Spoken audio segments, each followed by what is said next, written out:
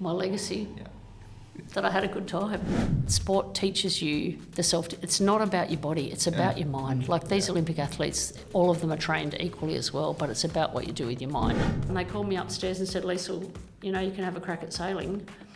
And so I retired from basketball and bawled my eyes out and said, okay, we're going to try and sail in London in 2012. So that medal, it was a really bittersweet experience, but still, it's your first Goldie, and no matter what. And your mum was there with me in spirit. Like, I'm sad she didn't get to see it, but 2 days after my last exam in second year uni, I was riding my mountain bike. I swerved over the wrong side of the road. My bike hit the gutter, and I somersaulted over the handlebars and fell probably 2 to 3 metres onto a concrete driveway, and all the vertebrae in my back went, and L1 shattered into my spinal cord. I woke up off the painkillers probably about 2 weeks later, and the doctor came and said, you'll be in bed for 2 months, you're going to be in hospital for 6 months, and you're never going to walk again.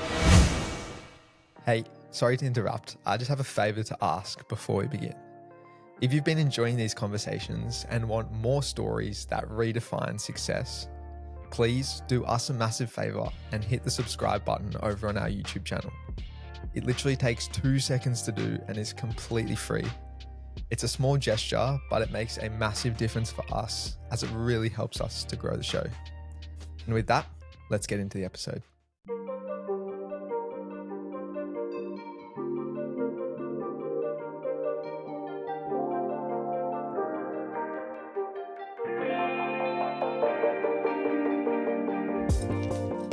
All right, welcome back to the Quest for Success podcast, and thanks for tuning in once again.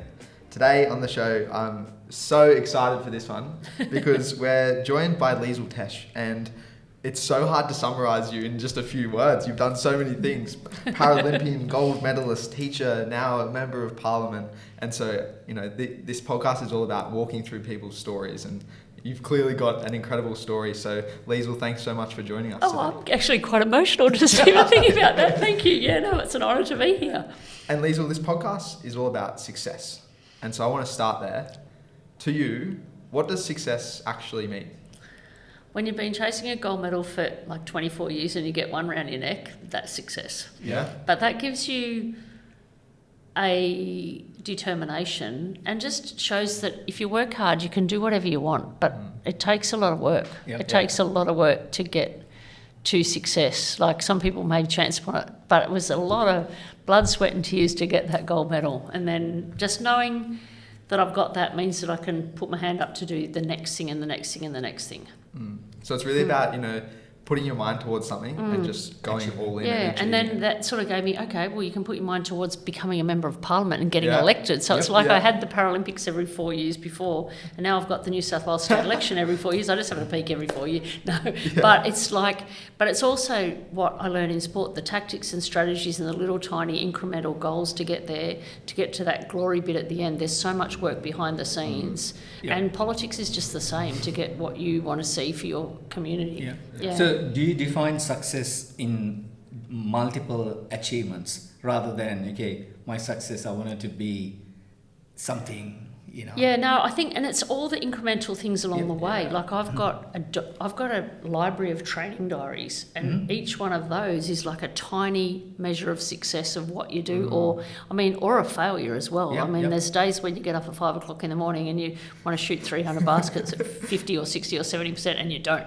Like, that's the behind the scenes, is the not getting there. That means that getting there is really important, but it's not an easy path, I don't think. And it's a roller coaster. It's a roller coaster of ups and downs. You almost need the off days to appreciate the good days. I know. And like, even now, I just watched Matt Graham win silver, and he didn't even get a medal in the first round. Like, it's agony. I know, I've been through that agony before, but then he was probably going to retire, but now he still wants that gold medal. So it's like 4 more years of your life. But that's what I think sports people... That's a local boy from Narara. Yeah, from Narara. Yeah, he's a mogul skier. Incredible. And Liesl, for us to understand, you know, the woman that we're sitting down with, I'd love to go back to your early life. Can you take us through, you know, your early journey, and especially how you think that has shaped who you've become? Yeah, it's interesting. I grew up, I was born in Brisbane, that we moved to New Zealand, which is where my mum's family was when I was 3 months old, and we actually grew up in a caravan Dad made off the grid. So these days you'd possibly call us homeless. Yeah, and like we ate roadkill, we didn't go to school, so it was pretty alternative way of life. We had a goat, 5 cats, a rabbit and a pig. So, I mean, we grew up on the land, we harvested the bush tucker, and we had family, spent lots of time with the cousins and things, riding horses and fishing. Like Dad used to fish every morning, and then we moved to Australia. I used to go fishing every morning before school and catch the fish to have for breakfast, because that's what I thought was normal. Till you're about 15, when you take 3 blue ring octopuses to school on the bus and you get in quite a bit of trouble. And that was sort of that, when you're 15 you realise your family's not the same as everyone else's. So I think I grew up very outside the box. Yeah. So the normal frameworks of society wasn't what I grew up with, and then sort of stepped into sport, which was like, I didn't like class all that much, so I just did whatever sport I could to get out of class, and that was sort of my journey through my early life. This is in New Zealand? I moved back to Australia when I was seven, and then Dad was an alcoholic, so I grew up in a pretty, like, not a physical violence, but domestic violence situation. Like, Mum separated from Dad when she was 50, like,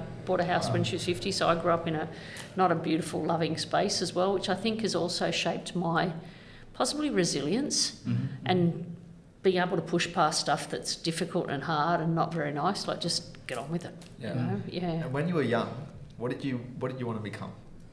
Oh, who knows? I wanted to be the silver on the water. Like everyone else wants to be a fire engine, a fireman or whatever. And I actually wanted to be the silver on the water. So there wasn't any. And it was like, even through uni, I started, like, I did the subjects at school that I really enjoyed. Like, came first in the state in Australian geography and its neighbours, which is a fascination for Asia and our international relations that I still have.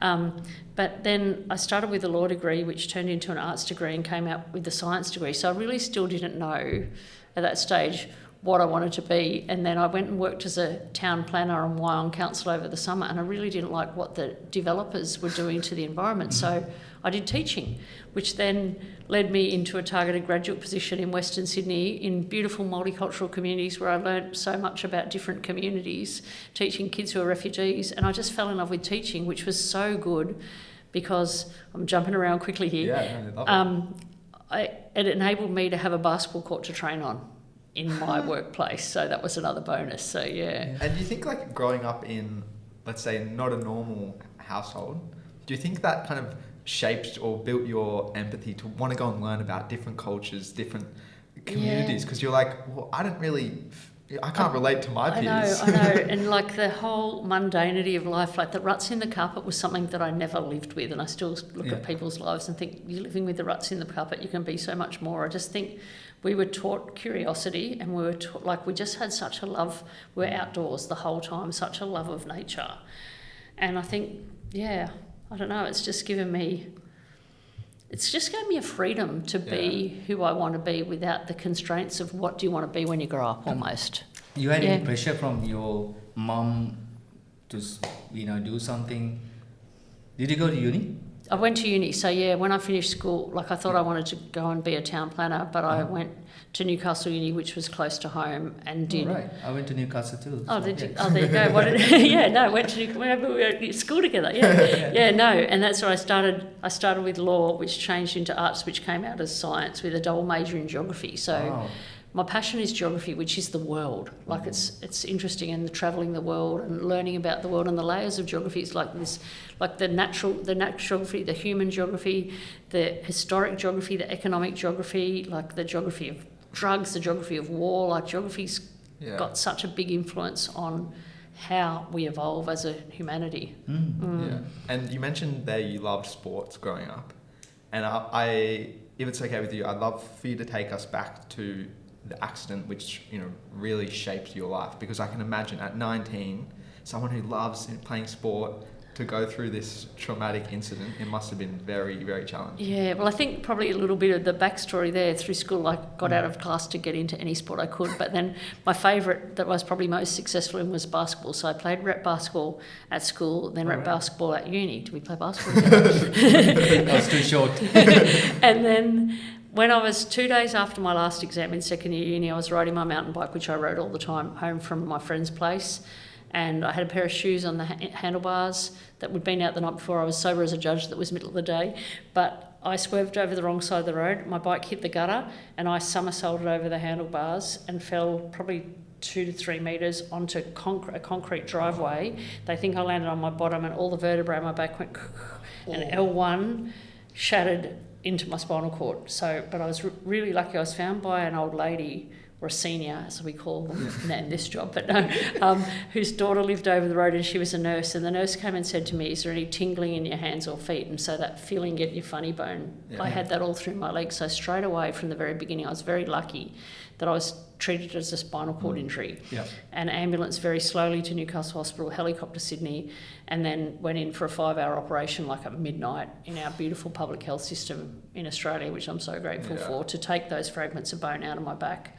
And then I woke up, like I was 19, I woke up off the painkillers. Probably about 2 weeks later, they kept me really sedated to try and keep it stable. Nowadays, they just go in and put rods in people's back and sit you up straight away. But those days, you have to lie still. And the doctor came and said, "You'll be in bed for 2 months, you're going to be in hospital for 6 months, and you're never going to walk again." And at that stage, I had no feeling at all from the waist down. But after about 6 weeks, I used to stick needles in my legs, and after about 6 weeks, I started to get some feeling back. And I'm actually an incomplete paraplegic, so I walk, but not perfectly. I've got limited movement in my legs. I wear ankle foot orthotics, but I can put the wheelchair in the back of my car and waddle around, and I actually drive with my feet. So lots of people who are paraplegic drive with their hands, but when I went to get my licence, no one suggested a hand controls. I just I was just crap at driving, and I failed because I was crap at driving. But no, so sort of, I suppose. And they let myself out of hospital. They said 6 months, and I said no, 3 months. So I went back to uni. So you might remember the girl in the wheelchair, because there weren't many wheelchair users in uni back then. People in wheelchairs stayed in their homes. They weren't out in the workforce. So I sort of, I think, probably blazed a few trails through there, and then I had to do my prac for teaching at an accessible high school, and a wheelchair teacher, like a waddling teacher, a wheelchair user in the high school. And then got a targeted graduate position, as I said before. And at the same time, when I was lying in bed, the physio said, "Would you like to try wheelchair basketball?" And these 2 buff basketballers came in their wheelchairs and said, "Come on out to Mount Druitt," which is a scary place for me, but where I ended up teaching for 5 years. But I went out to the stadium and I wheeled in, and I just saw people who were they had disabilities, but they had cars and lives and boyfriends and girlfriends and jobs. And to me, it was just like, oh my God, this is going to be okay, because at that stage you didn't see role models out and about, and and I fell in love with the sport and fell in love with the people, and to me sport was amazing. And at the same time I was living in Newcastle, and they said to me, "You're going to become a pensioner." I'm like, "What does that mean? You get paid to go to uni?" I'm like, "Yes," rather than cleaning my mum's friends' houses. And I had a $2.50 ticket, and I used to catch the train from Newcastle to Mount Druitt every Thursday to go training, which was the start of my wheelchair basketball career. That's a long trip. It's a long trip, but that's what I did. Get home at 2. If I missed the 10:30 train, I'd have to catch the 12:03 train, and I'd push home at 2:30 in the morning on the road. And at the beginning it took me 26 minutes, but then by the end it used to take me 13 minutes to push home on the road. Wow. There was no footpaths. Liesl, I want to go back to that incident, right? I know it's probably painful to think. No, it's just part of life. You know, like as a young lady, like a young girl, when you had that accident, because you're looking forward to so many things in your life, how did you feel? Yeah, it was interesting. I've got I said to them I need a typewriter, and I learned to typebook while I'm lying here. It was getting ready for the new age. So I had a typewriter and I learned to typebook, and I've got all these letters of fairly dark times in my head about what that was like. But for me, the sport thing was, oh my God, this is going to be okay. It was like a turning point of this is going to be okay. And every now and then there's still frustrating days because it's not equity and access and the whole lot. But I think the sport said to me, like, look at these people, they're fine. Like, it's going to be okay. Yeah.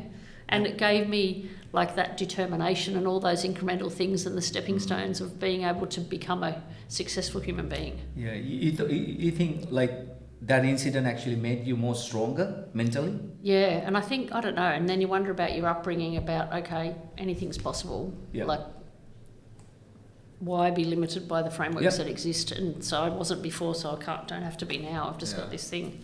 And have you ever thought about what would have happened if that incident occurred overseas? I do. Like, I'm so grateful for Australia. Like, I remember being in remote Indonesia once and seeing a guy come off a motorbike and like, oh my God, we are so lucky. And I've got such, and that's, I mean, one of the main reasons I joined the Labor Party is because of our health system. I worked in public education. The NDIS is amazing. I got free uni because of Gough Whitlam's policy, which I would not have got. But to live in this country and have the opportunity to be the leader I am is because of the opportunities available in this country that I think we're very few in the world to have the privilege. And even the NDIS is a game changer. We still got to get it right, but it's a game changer for people with disabilities and inclusion as well. Absolutely. And then it was only 2 years after you started playing wheelchair basketball that you got into the national team, right? Well, the thing is with Paralympic sport, like, you have a catastrophic injury and you've got to learn a new sport. And most people have to learn it from age 6, but because I already knew the rules, when I first wheeled into that stadium, the girls were so excited because I could already play. I just had to learn to drive the wheelchair and get the strength to shoot sitting down, which is a very different degree of strength. But I already knew all that part, and I knew, I mean, wheelchair basketball is quite different tactically because the wheelchair, it's almost like a chess piece because you can block other people out of the way. So tactically it's quite different. But I knew the rules, and so I was selected to play for the New South Wales girls pretty much straight away. Like, I wasn't great, and I couldn't shoot high enough, but I was there.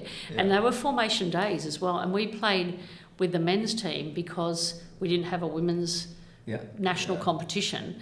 And so we just played with the men's team. So the boys used to, I mean, they pushed me quite hard, and as I got better, I remember crying one night at Mount Druitt because Errol Hyde, who's an amazing tennis player and a great mentor of mine, he held me in the back court because I wasn't fast enough to get in the front court. So when I got to the international competition, I wasn't surprised because Errol had already done it to me. So I just think the training with the boys made us created a framework. We invented our own women's league, which is now going strong, but it gave us a framework of determination and toughness. And I think also for me, it gave me a determination to work and play in the men's world in a place of equity and respect, because I became good enough to be respected to play in the men's league, and I ended up playing professionally overseas in the men's competition. So it's just how it is. I spent a season after Sydney 2000. One of the Italian blokes said, "Liesl, would you like to come and play in Italy?" And I'm like, "Oh no, I'm a girl." And I gave this guy my number, and he rang me like at 2:00 in the morning 2 weeks later, "Come to Italy next week." I'm like, oh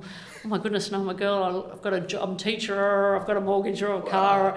And then I decided, well, once in a lifetime opportunity, risk-taking behaviour, and I wrote my basketball resume with freetranslation.com, which is terrible, and sent it. The geography teacher looked at the cities in Spain where I'd like to go and live, and I moved the following year. I moved to Spain. Like, I only made 800 euros a month, but I was getting paid to do what I love. And I spent a season in Spain, 3 seasons in Sardinia, and a season in Paris. And you played the men's league? Played in the men's league, only woman. Like, set up a French women's team, set up an Italian women's team when I was there. Got all the Spanish women back together again. So and play with the men. And at the beginning, the men were horrified. Like, at the beginning, the Spanish men, oh my goodness, they were quite sexist towards me. But after a couple of games, like, one guy grabbed me on the boob during the game, another guy fouled me, and I got free throw. And he did it the third time. He swore at me so badly in Spanish, he got chucked out of the stadium. I still had no idea what he said. But after that, and I just shook their hands at the end and just got on with playing. And after that, the men just respected me, and it was fine. I just gave it as good as I got. Yeah. It's fascinating. And were you playing and teaching at the same time? Like, was that overlap? So I was always, in Australia, I was always playing and I just ran 2 careers, a Paralympic career and a teaching career, because at the beginning there was definitely no funding whatsoever in the Paralympics. I've melted so many boxes of chocolates in the back of my car that I was meant to raffle. So I worked full time. Like, I had to, because we had to pay. Like, at the beginning, we had to pay for our uniforms and our flights. Like, it was crazy. So the only time I've had when I haven't been teaching full time, it's been when I'm playing overseas. So to play full time, and then after training in Paris, I'd ride my bicycle into the Parisian night, and then on the weekends I had to put my train in the TGV to go through in KZN to the south of France to play basketball and get paid 2,000 euros. It was unreal. So And Liesl, it's pretty clear you're a trailblazer. You've broken down a lot of barriers. What do you think, from your perspective, it is about your personality that allows you to be that trailblazer? I don't know. I just love life. I don't know. And I think your question before about having this accident in Australia, my response is, if I had this in another country, I'd probably be dead. Mm. Like, let alone be able to do what I do. So to me, it's about every single day making the most of like, we're on the planet for such a short time. Let's make the most of it. Mm. Yeah. You see the positives more than... Yeah. Oh, absolutely. A glass overflowing. Yeah. That's amazing. No. Yeah, and also I think operating from a space of love. Yeah. Like, just, you don't get anywhere by causing harm. Yeah. Yeah. Absolutely. First thing I saw when you came to this room, love. Oh, really? Slide on the, on the table. Oh, really? Oh, that's because it didn't go up on that's our social harmony wall after the police stuff that's going on in the community. Yeah. Nice to see that. And I'd love to know, someone who's not big into sports, what is the journey, or what was your journey to go to the Paralympics? Oh, mate. Hours and hours and hours and hours of training. So that having a school hall where I could be at school in the morning and train before work was amazing. Like, I remember one day I'm training in the morning and no one came, and then I realised it was Saturday. And another day they rang me and said, Liesl, are you coming to work today? I'm like, oh, is it a work day? Because I always had other things going on in my life as well as school. But then also I'd have kids who were, every day I'd put kids on detention, so I had training partners. So I had kids who would pass me the ball, kids who would go in my spare wheelchair, kids who would wave a broom above me, keep the stats, the whole lot. So I always had training partners. And then if I didn't have a gym in the school, most of the schools I set up a gym, so I also had a weights training program at work, so I could do that in between stuff as well. So I think to be a disciplined athlete and have that training incorporated into working full time, it was just something that I had to do. And it's a lot of hours. Like, I was living on the coast, driving to Sydney 3 nights a week, as well as on the weekends. Like, I'd be flying to Perth on the red-eye flight back again after marking. I remember one time I marked all the papers and I left them on the plane. So I had to get Qantas to get the papers, like some HSC assessment task, off the plane. So, yeah. And like swimming before school, like all the other fitness that you had to fit in around it. And then team camps, like down to the AIS, like Friday afternoon, straight after school, down to the AIS. And then... Was there like a call-up? Sorry? Was there like a call-up? So you're in a squad to start with, and then you've got to be selected. So then at the beginning, there was no overseas competitions because we couldn't afford to do that. So we'd just have training camps, but then there'd be games against overseas. So then there'd be selections. So only the 12 best women in Australia would be selected. So that's sort of the call-up to the team selection. Then there'd be overseas at various stages in the overseas competitions where you go. And the other good thing about getting the job in public education, I didn't know this at the time, you get 4 weeks paid leave to represent your country. Amazing. Oh my goodness. And back then there was only ever 4 weeks of international tours. Like nowadays, I think a lot of there's more international opportunities, but back then that was unreal. It was unreal. Yeah. So Liesl, I mean, this is a fascinating journey. Like, we're just starting, right? And did you get any support during this training regime, like all these things? Well, even at the beginning, there was hardly any coaching support. You just had to work out what you had to do yourself and do it. And they'd just tell you, and you'd go home and you wouldn't see. Like, I remember my first ever training camp, I went to New Zealand for a holiday, then I came back, and then I must have flown to Melbourne. I hitchhiked to Adelaide for a training camp. It wasn't on. It wasn't on, but it was in paper mail. So someone had sent me a letter, but I wasn't home to get the letter. And so I was in Adelaide and I hitchhiked back again. Like, there was no money to do anything, like to a national training camp, but it was cancelled. So that was very early days. Yeah, even the current gliders probably haven't heard that story, and I haven't even thought about that for a long time. To Ian Wardrop's house, I ended up, like the coach's house, to find out. What's the driven force behind it? Like, you love the game, or you more... You love the game and you want to be the best, and like I think that's that. Like, when you're not an athlete, you don't understand that, but it's just like you just love the game, and for the benefit of the game, like the adventures I've been on to make myself... I mean, I went to Europe because we didn't have enough games in Australia. The more games you play against more different people, the better you become. Yeah. So that then made me the best female player in Australia because I'd played so many games, and a role model to girls who are now going to study and play wheelchair basketball in the US. We've got another girl who's playing in Germany at the moment, like, who is so much better than the others because it was just a quest to be the best you can be.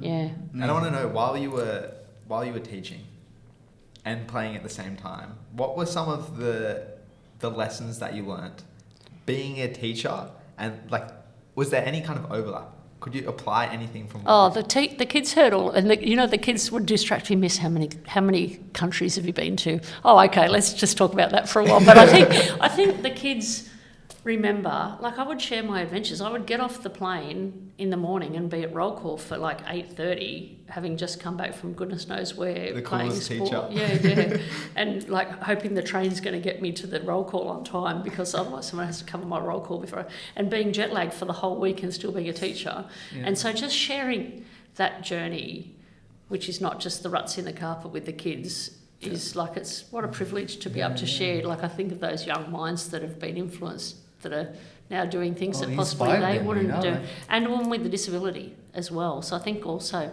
the Department of Education employing a woman with a disability back then, like it's really important because we represent 20% of the population. So being a role model as well, just not for the kids but the teachers too, just to go, yeah, we can do it. So, Liesl, before you play Olympic, did you actually play any other international games? No.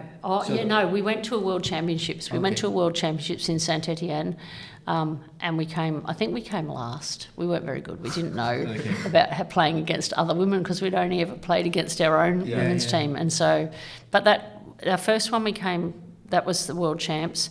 Then the first Paralympics was in Barcelona. We came 7th out of 8. We weren't very good.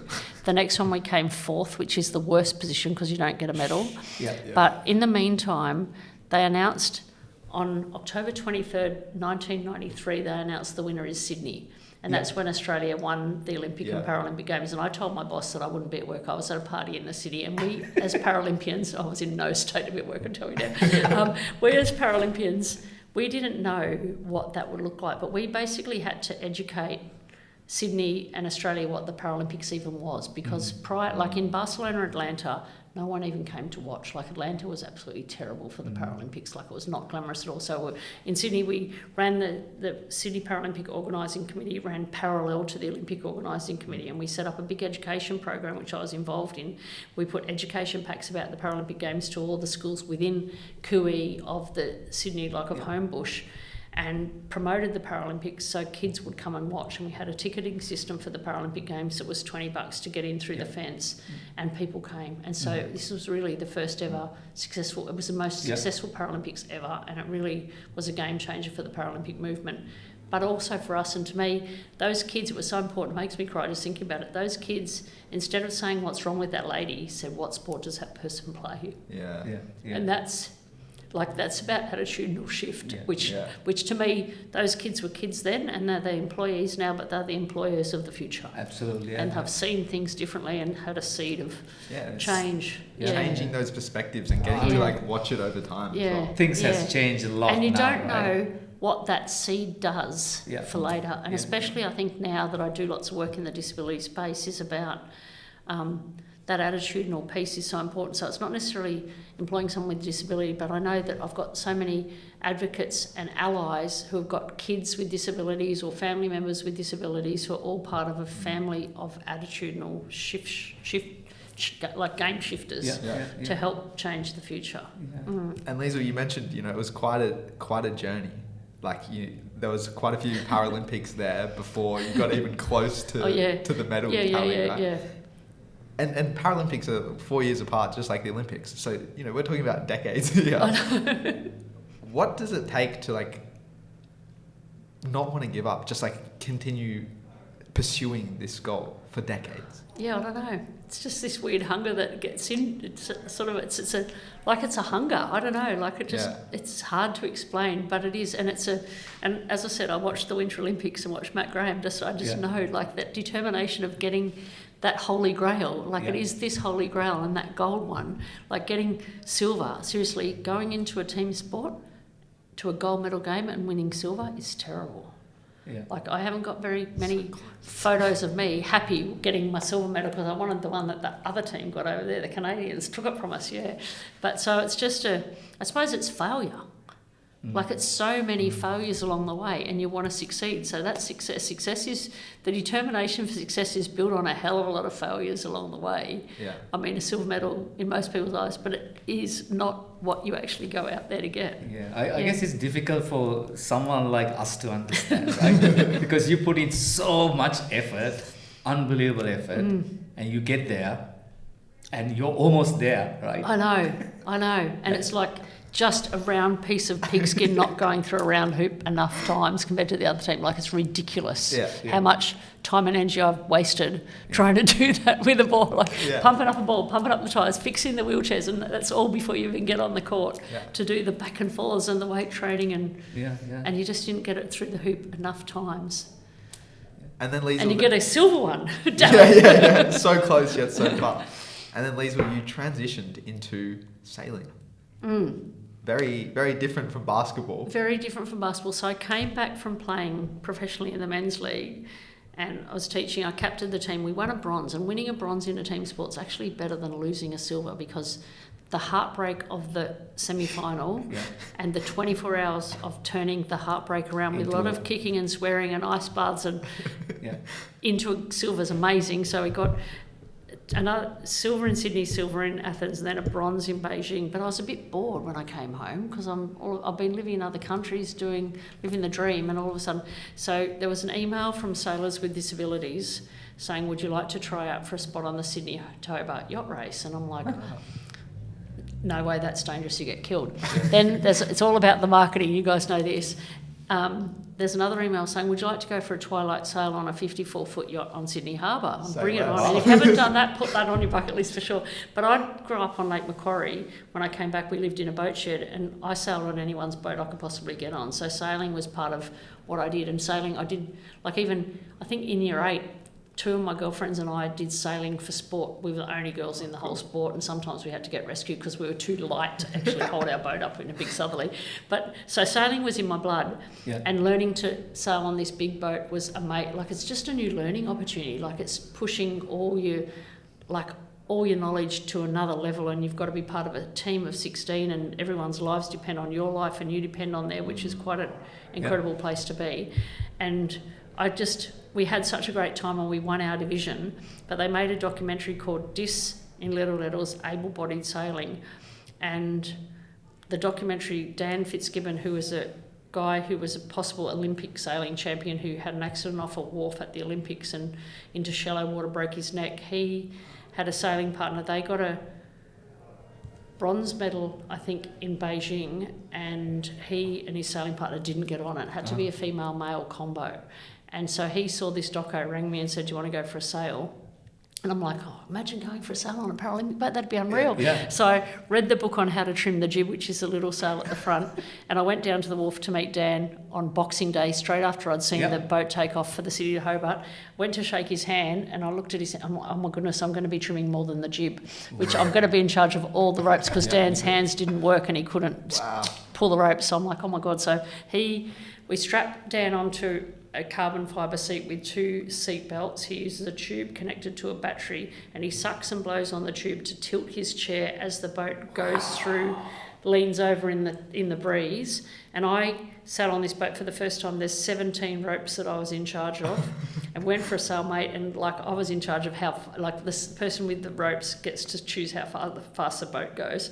So I'm like, and we broached twice, which isn't ideal. It means you nearly tip over. But this boat's got a weighted keel, so it's designed not to ever tip over. And we got back to the wharf, and Dan and his coach was there, and he said, do you want to come to Miami next week? And it was school holidays, and I bunged it all on the credit card. Like, I put a flight, 1 night hotel, a car hire on the credit card, and went to Miami. And I wrote a letter to all these posh yacht clubs saying, could I please stay in one of your yachts? And no one got back to me. And so we got to Miami. I drove around to find where the boat was. Like, I'd never done this before in my whole life. Before, I'm corralled in a team and everyone else is in charge, and now in sailing you're sort of much in charge of yourself. I found the boat, went back to the hotel, thought, oh my God, I can't afford to stay in this hotel. So I drove further down, and I asked some people drinking beer on the street, where's the nearest rental? There was no cheap hotels, and where's the nearest rental office? They said, go right. And I said, do you want us to come with you? And I put these 2 guys in my car, and I went round, and I said, but don't get out with the beer when we get to the rental office. And knocked on the door, and there was this guy called Jose who couldn't speak English. Luckily I could speak Spanish. And so I said, he took me to a house. I said, what does it cost? He said, $400 for how long? A month. I'm like, unreal, I'll take it. So I ditched the car. I had a bicycle, and I went back the next day with my bicycle to the sailing club, and we won our first 3 regattas. And at the same time, the community I was living with was called Coconut Grove, which was a historic slave community, but because I'd worked with such diverse communities, so there's all these people with disabilities who were coloured folk from America who'd never been involved in the posh sailing club down the road. So at the same time, I got all these people with disabilities who are still part of that sailing fraternity, because I got them, like one guy walked with his walking frame with his head injury to the sailing club like 5 miles the wrong day, but he came back. So at the same time we were winning these regattas, I was getting the people with disabilities into sailing in America. Like, it was unreal. Wow. So then I came back to Australia to go to the OAS to train for basketball, and they called me upstairs and said, Liesl, you know, you can have a crack at sailing. And so I retired from basketball and bawled my eyes out and said, okay, we're going to try and sail in London in 2012. And that was the journey. In a Amazing. nutshell. Just the long and the short, yeah. And Liesl, like, sailing is obviously, as you mentioned, you've got to rely so much on your partner as well. What was it that you saw? Oh, Dan is amazing. Like, and when you're a quadriplegic, you have to be a good communicator, because you have to get so many people to do all the jobs for you. So he's already an exceptional sailor and an exceptional communicator, and we're so different. Yeah. Like, I'm crazy. Dan is attention to detail. So it was a really amazing combo of two different, and we get on really well. Like, we've both got an intellect that challenged each other, so we would fight as well, don't you worry. But it was just a really good combo that would make it work. And we had a series of coaches along the way. We had amazing shipwright who stayed with us on the journey. He was sort of our secret psychological wellbeing coach, because he knew us both really well and our frustrations. But that was the journey. And then London 2012, we won a gold medal. Amazing. So instead of going to daggy basketball courts around the world, like in my school holidays, I'd go to the south of France, I'd go to Florida, like I'd just go to amazing places and train. And like I would get, for London, we were training in Weymouth before the games, so I would get out of school on Friday afternoon, go on the train, get to the airport in London, catch the train, and a bus, a train, and then a cab, get straight to the water, put on my sailing clothes, sail, and then 2 weeks of that, then I'd get off the water, out of my sailing clothes, straight back to roll call. And so I don't know how you and a week of jet lag both ways, but you didn't have time for that. And Liesl, I want to go to London 2012. Yep. It was both, you know, an incredible but also a bit of a heartbreaking time for you as well, because day one of racing, your mum passes away. Yeah. And I want you to take us to that point of you're there, like chasing one of your dreams to, you know, win a gold medal, and then all of a sudden this happens, and like it must have been so tough. Like, Mum had cancer in the lead up to the whole thing. She'd had cancer in various stages along the way, and we had the family meeting about, do I go or don't I go? But parents just want the best for their kids no matter what. And Mum said, no, you have to go. And I said, well, I'll sail the last race and come home after the last race, which was the agreement. And Trudy didn't come to watch. Like, none of my family were there to watch. My spare mum, who I used to babysit, Paul, was there with me, which was really lovely to have the spare mum. But so we had the family meeting, and then Mum wasn't going to die until after the Paralympics. Like, that was not the plan. And then after that first race, we won our first two races, and I'd had my ice bath, and I'd bought an iPad at the airport on the way over. I didn't really know how to use it, but my sister rang, and I got her on, and she said, Sissy, Mum's passed away. And so somehow I got to where there was Wi-Fi downstairs in the boys' room, the boys' apartment, and I was sitting on the stairs bawling my eyes out, and I actually talked to my sister, and she was in the room with my New Zealand cousins who were all there, and I talked to my cousins around with the iPad, bawling, and then I saw Mum, who was dead. Like, I said, can I see Mum? Like, it was sort of almost, that was, you didn't know what was the right thing to do, but it was the right thing to do. And Dan came and saw me crying and knew what had happened. He said, Liesl Tesch, I understand the Paralympics. I said, Fitzy, there's nothing I can do about it now. We know that. She's and dead, so she's dead. And so it was almost like the next day we're having a good race, but the wind changed, which put us in a really, really bad position. And so then they came with the big checkered flag to say the race is cancelled. And it's like, oh, Fitzy, Mum's looking down on us. And we won. We had something at the end, and luckily I'd seen the Olympics, because I didn't even know what an unassailable lead was in the Paralympics, which means no matter how badly you sail on the last day, no one can beat you. Like, we were doing well. So that medal, it was a really bittersweet experience, but still, it's your first Goldie, Yeah. and no matter what. And your mum was there with me in spirit. Like, I'm sad she didn't get to see it, but it was. She probably knew it. She knew it. She knew it. And then, you know what she said to me? Bring home gold or you rat shit. And then, but my dream that night after she died, I had dreamed that there was this great big rat bounding across the top of the wardrobes in my room. So she was there with me. She was there with me. Yep. And I want to know, what did that teach you about, the psychology of sport? Because I honestly cannot even fathom having to go through that and then the next day just switch on. And I have to go and win a race. And it's interesting, even now as my work as an MP, I think of I'm so used to through sports the highs and the lows and switching. I mean, that turnaround from losing the semi-final to turning it around psychologically to winning the bronze medal, like, sport teaches you it's not about your body, it's about your mind. Like, these Olympic athletes, all of them are trained equally as well, but it's about what you do with your mind. And you hear this through the Winter Olympics, like, it's just, it's your mindset. Like the lady who won the silver last night, she asked her family not to be there because she needed to be completely focused on what she needed to do. And athletes are completely focused on what they need to do. Yeah. And it's horrible, and to compartmentalise and put my mother's death aside to be able to do it. But it's so much about processes. Like, when you get to that point, it's about processes and just getting the processes right, and even trust the processes. And then even like every race, we'd have a stuff up of some sort, but you can't dwell on what happened because you've got to go to the next thing and the next thing and the next thing. And that's probably how I live my life now. Yeah. And then I want to know how someone so successful at sport pivoted again into politics.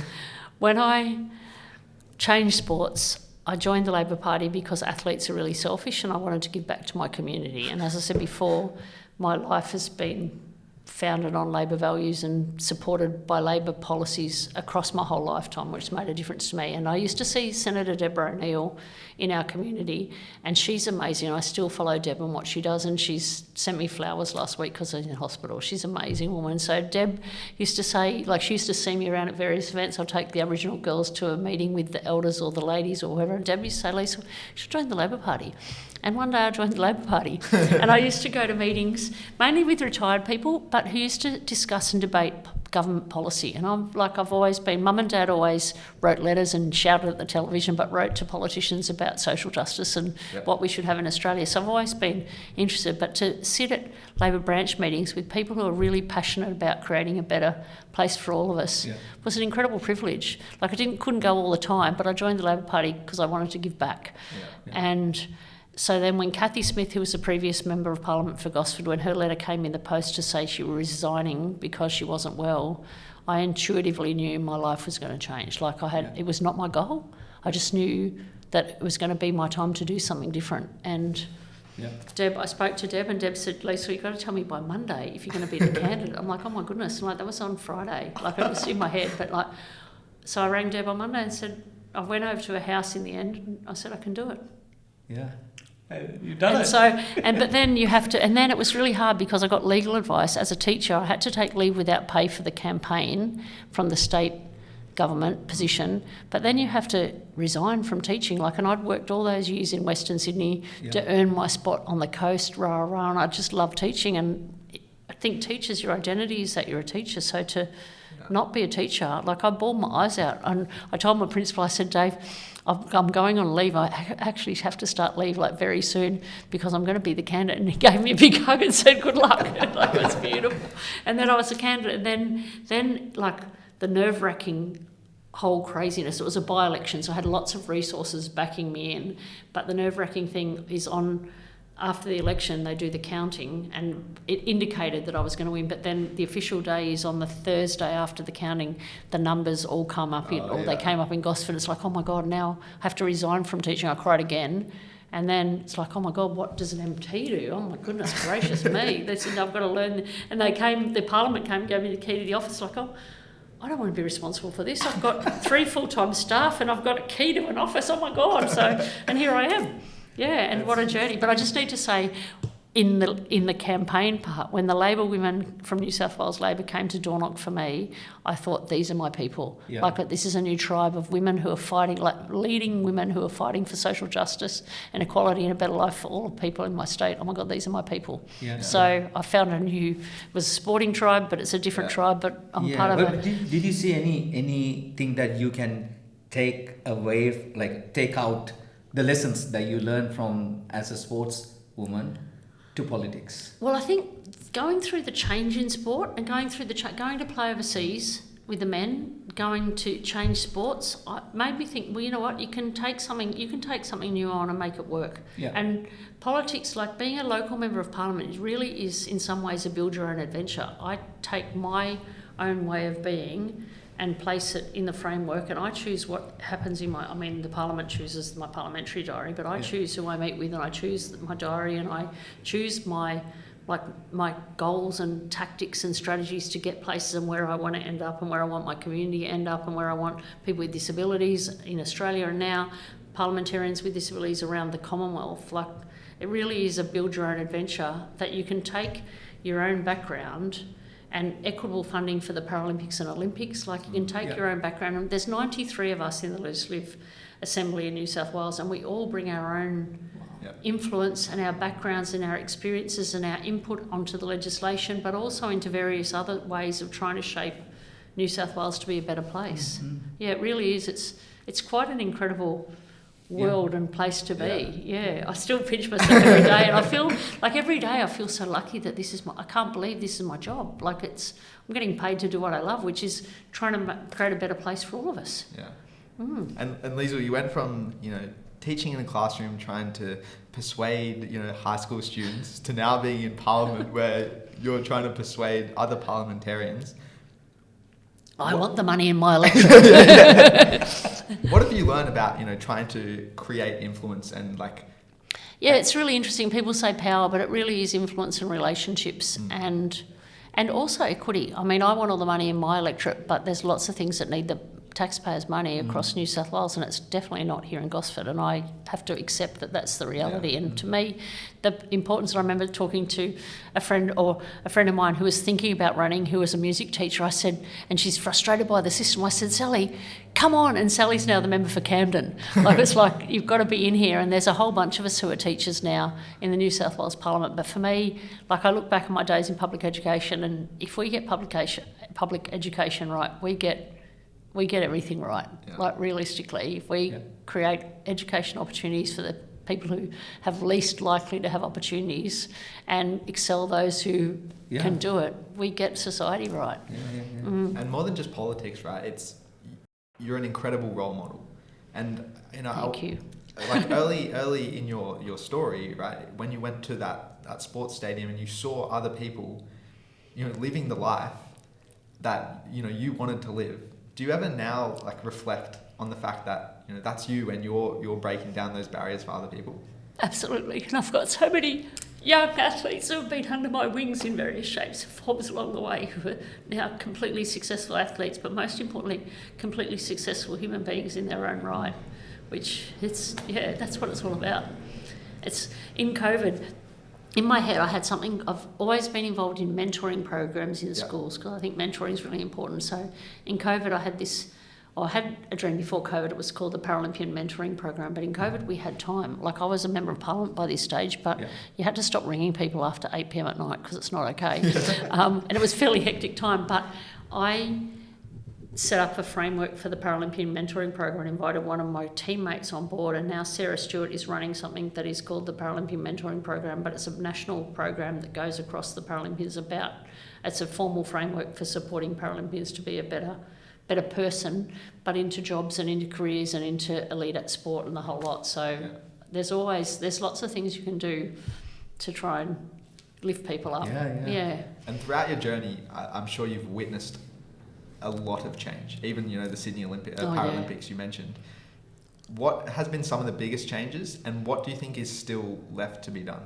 Well, the technology around disability equipment has just evolved so much. Like in the old days, my daytime wheelchair was my sports wheelchair, and it didn't have an anti-tip bar. Now the sports wheelchairs are so high-tech design, and just my equipment for my orthotics and my custom-made shoes and the framework that we have in the NDIS around the technology is amazing. I think back then the role of women in society and the role of women in sport, and now I just think the way we're looking at women in sport and creating, like, to go, we had the Matildas here in Gosford, and to have little boys say I want to be a Matilda when I grow up, I'm like yes. It's like so I think the role of women in there, but also the role of people with disabilities in our society. We've got, I think I'm still being at the forefront of that, because we really don't have that many leaders with disabilities. Like, it's beautiful to talk to Kurt Fernley, who's doing amazing things, and a lot of us, I think the Paralympic spotlight and the skill growth that occurs and the discipline through sport gives us a confidence that you don't necessarily get in other places as a person with a disability. We've got a lot more work to do to get people with disabilities equity and equal recognition in society and in employment as well, and that's sort of my big...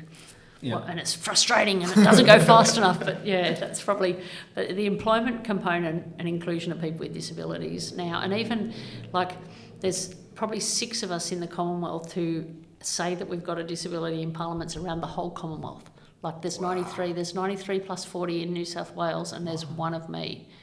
So, like, we've got so much work to get people with disabilities into political parties so we can be at the table making decisions about our own lives.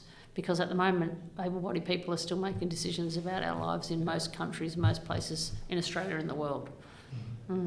You know, Australia, especially New South Wales, we are quite divided at the moment. As you know, there's a different things Hence going on. Hence my harmony thing on the wall, yes. I mean, as a leader, you know, especially in the government, what are the things that you are doing to change the way we're looking at this? And I think this has really been brought to the forefront over the last few weeks with this police disruption in Sydney. So there's been, like, we've had very big discussions in caucus now about social harmony and where we need to be moving in social harmony. It's going to take some time.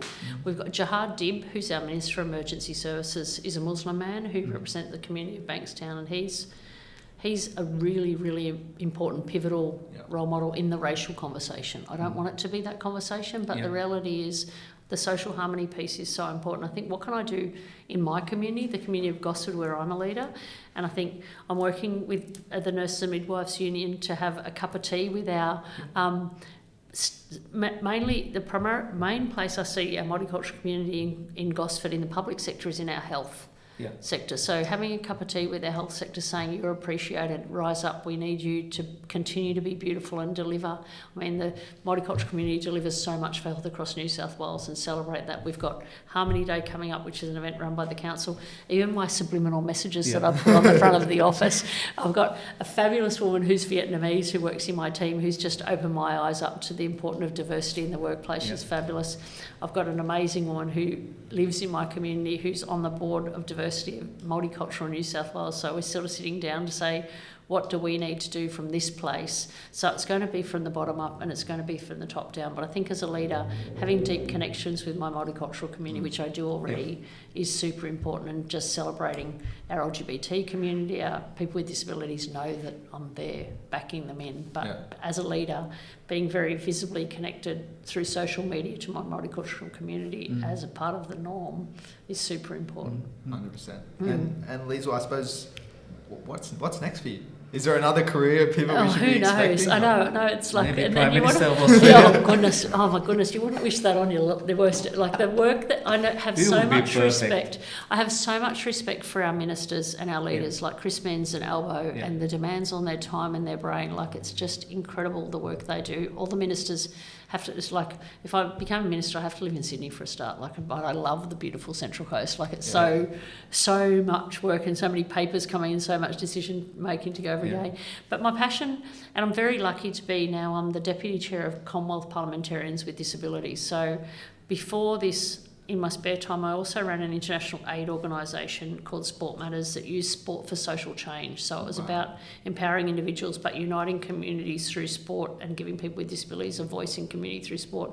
So I still think there's some global work that I've set up before that I'm still in touch with, but now within the Parliament I've been able to step into that space as well. So I think there's some more work to be done in there, and I think as you get your great team, like I never play in a crappy team, my team that works behind me in this office are amazing, but my team is fantastic, but to be able to spend some energy doing some work in that space is really important, because Australia, we've got a long way to go, but we're so good relative to other places in the world. Absolutely. So to help elevate people with disabilities in developing countries is still a passion of mine. It's so exciting. That's amazing. Looking forward to that next Bring chapter. it on. Bring it Yeah, on. exactly. I know. Who knows what it looks like. When you're really going through your journey, you worked with the hunger to achieve things, right? So I'm sure there's something more in your... It's interesting. The global piece is a different shape piece. So working out what that needs to look like and evolve. Like even the Commonwealth parliamentarians, we're quite a new. Like I was part of the inaugural discussion that created it. So we're quite a new movement. So evolving that. So even we've got a critical mass. Like we just got 6 people. Like hello, it's really, it's not really like banging on all the doors. And then we're going to have a meeting of us. But then realistically, I don't need to be at that meeting of us. I need to be at the meeting of all the Commonwealth parliamentarians, banging on their doors and ramming my wheelchair into their ankles. That's what I say about the ministers. I ram into them and tell them what I need. Yeah. But I think just being in the room and being at the table in the New South Wales Parliament's been so important. Like it's symbolic that I've got the wheelchair, but it's really important that I'm a constant reminder about inclusion. Yeah, absolutely. You're representing 20% of Australians, right? Yeah, absolutely. 25%? We say approximately 20%. And even when I was first elected, I was sitting in the office late at night. I've learnt now you don't answer the phone calls at 7 p.m, but I dare say that. And it was a blind guy from Orange saying, "Thank you so much, Liesl." Yeah. Wow. Wow. So it really is like I forget those little bits. Yeah. But it really is important that we have a voice, because we are a majority that often doesn't get a voice. Amazing impact what you're doing. Who knows? Yeah. And Liesl, I want to know what do you want your legacy to be? My legacy? That I had a good time. I think that I had a good time doing it, and I think the reason I stayed in sport as long as I did is because I made sure I had a good time. And like I transferred into sailing and we had a good time. I think that I couldn't take it all very seriously, but I was always in for justice and equity in the whole sport thing. I used to write letters to the Paralympic organisation and the Australian Sailing about fairness, but I'd always make sure that I'd have a good time. Yeah. She did that, but she had a good time doing it. Yeah, absolutely. And Liesl, looking back on your journey and given your definition of success, do you feel successful? Some days. Yeah, it's interesting. Some days you still need a day in the cave to re-energise. But yeah, I'm pretty proud of what I've done, and I feel like every day I just get a privilege that the people have elected me to represent them in this community, and then you go down to Parliament it's just my normal workplace. Like who would have thought? But I suppose that's a bit successful, isn't it? Yeah, absolutely. Amazing. Liesl, thank you so much for this conversation. It's honestly been so incredible. It's been so easy to talk to you. Thank you. But before we let you go, I've been trying to jot down what I think are some of the core traits which have been part of your successful life, and I'd like to share them. The first one, I think you mentioned it yourself, is hard work. I mean, I cannot even imagine having to do all of the travel, all of the putting in all of those hours behind the scenes. Yes, that gold medal might have made it all worth it, but people can't comprehend all of the hard work that went on behind the scenes to get there. All those late night train trips, pushing yourself along the road to get home. There's just so much hard work, and I think it's in your blood. The next one is you love to break down walls. Being the only woman to go over, be in Spain, play with the guys, break down those barriers for the people coming after you as well. And I think that's a really important thing to recognise, is you've not only broken down those barriers for you, but think about the next generations coming through. I know, and it's so exciting because I'm such good friends with that generation. That's the other thing about, and even now, like there's something called Young Labour about making sure that young people, because we're not governing for ourselves, we're governing for the next generation. Looking after the next generation's always been like through teaching. Yeah, absolutely. And my mates in wheelchair basketball, those youngsters and what they're doing now, I get so proud of them. Yeah, definitely. Yeah. And the last one is, I'm not really sure how to put a word on it, but it's almost like no complaints. I mean, you were dealt a pretty bad hand, but you didn't complain. You saw it as an opportunity, and you kind of just did the work to What does complaining get you? Exactly. And Like, I think what does negativity get yeah. you? Yeah. Maybe that's a better way to frame it. It's just optimism and positivity. Positivity. Yeah. I think Yeah. positivity, and being true to yourself and living the life you want to live. Like Yeah. I think that freedom that I had as a young person just taught me that I need to live the life that's best life for me. 100%. Yeah, and thank you so much, Liesl. Like going through this discussion, what I'm picking, I mean, short time that we know each other, your hunger, your drive, and that's really like Well, tell unbelievable. Daniel Mookie to give me the Gosford waterfront delivery in the next budget. Tell me. Yeah, I mean that's amazing because very rarely you see people like you, and you just ignore the rest. You just keep pushing yourself Yeah. forward, and what you're doing is amazing. You're inspiring so many generations, like myself, Dylan, to all levels. So that's another amazing Thank thing you. that you can do because you can talk to any levels, Yeah. You're easy to talk to. Thank you. Right? I know. So- It's about having a good time. Yeah. It's there for a That's short amazing. time. Most making a good time. And Liesl, thank you so much. Really, really do appreciate your time. And for our listeners, if you've gotten something out of today's episode, it would mean the world if you can like and subscribe. Helps us to get more and more ears. And you can see all of our episodes over at our website, thequestforsuccesspodcast.com. And with that, we'll catch you guys in the next episode. Thanks for listening. Thank you. Thank you.